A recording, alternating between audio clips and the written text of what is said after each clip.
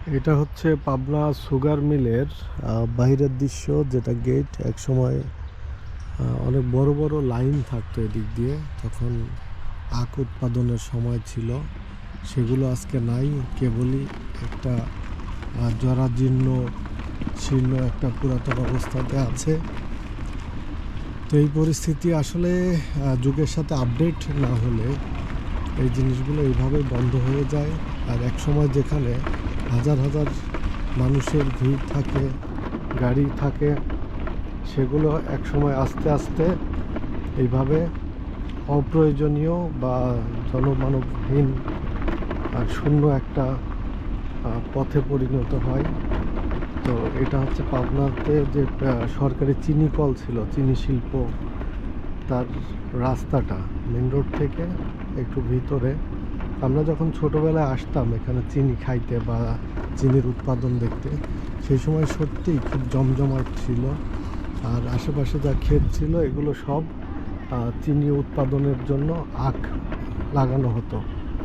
এখন সেটা আর নাই। এখন বর্তমান পরিস্থিতিতে দেখতেই পাচ্ছেন, এদিক দিয়ে অনেক ট্রলি গাড়িগুলো ছিল বা ট্রাক ছিল, যেগুলোতে আপনার দূর দূরান্ত থেকে আখগুলো নিয়ে আসতো এবং এখানে নিয়ে এসে ভিতরে নিয়ে যেত আর কি, চিনি মিলের ভিতরে। তো এইটা সেই সাইনবোর্ড দেখতে পাচ্ছেন, অলাভজনক আখ উৎপাদনের জন্য বিশেষ করণীয়, 8 থেকে 10 ইঞ্চি গভীর নালায় আখ চাষ করুন, কম বীজে বেশি গাছ, তাকে বলে রোপা চাষ। এরকম অনেক বাণী যেটা ছিল, যেগুলো হয়তো বইপত্রেই থাকে, বাস্তবে তার প্রয়োগ খুব কম দেখা যায়।